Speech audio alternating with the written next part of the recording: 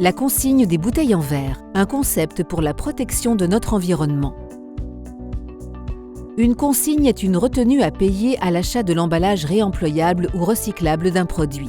Il y a 40 ans, dans les magasins, quand on achetait des boissons en bouteilles de verre, une partie de la somme était remboursée, la retenue, lorsqu'on la rapportait vide. C'est le principe de la consigne. Les bouteilles étaient ensuite nettoyées pour une nouvelle utilisation, opération renouvelable jusqu'à 50 fois. Le fonctionnement des consignes pour le verre n'a pas survécu face à l'augmentation des emballages à usage unique. Dès leur conception, ces derniers ont un impact négatif sur l'environnement, avec notamment l'emploi de pétrole dans la fabrication. On gaspille alors une ressource naturelle non renouvelable qui engendre de nombreux déchets. Aujourd'hui en France, grâce à ces bienfaits écologiques, la consigne se développe de nouveau. L'utilisation de bouteilles en verre nettoyées permet d'éviter la production de nouvelles bouteilles, évitant ainsi l'usage de ressources énergétiques et la production de déchets. La consigne permet jusqu'à 75% d'économie sur l'énergie en comparaison d'un processus de recyclage des bouteilles en verre énergivore. Le recyclage du verre nécessite une température élevée à 1500 degrés pour un nouvel usage. Pourquoi produire de nouvelles bouteilles en verre lorsqu'il est possible de passer par une phase de nettoyage de ces bouteilles ? Bien sûr, le point d'équilibre est à déterminer entre les bouteilles à nettoyer et les bouteilles à produire pour satisfaire le marché des breuvages. L'intérêt d'un système de consigne pour réemploi est à la fois économique et écologique pour tous. Avec le recyclage, les collectivités payent pour que les containers à verre soient repris. Elles revendent ensuite le verre concassé à des entreprises en charge de le fondre à un coût inférieur à celui du ramassage.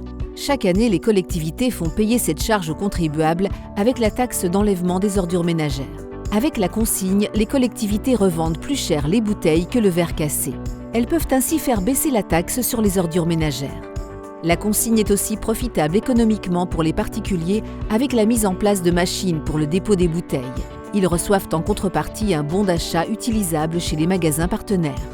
La consigne est créatrice d'emplois sur les secteurs où elle est déployée, avec par exemple la création des centres de lavage des bouteilles. Sous la responsabilité du professeur Nidal Rezg, des chercheurs du LGIPM de l'Université de Lorraine à Metz travaillent avec l'UPS d'ITEX sur des modèles d'optimisation de planification de la production de nouveaux lots de bouteilles. Celles-ci sont à destination des entreprises du secteur des breuvages comme Nestlé Waters, Orangina Suntory France Productions, Coca-Cola European Partners France. Les modèles d'optimisation développés permettent de déterminer le point d'équilibre entre les lots des bouteilles à nettoyer et les lots des bouteilles à produire pour satisfaire le marché des breuvages.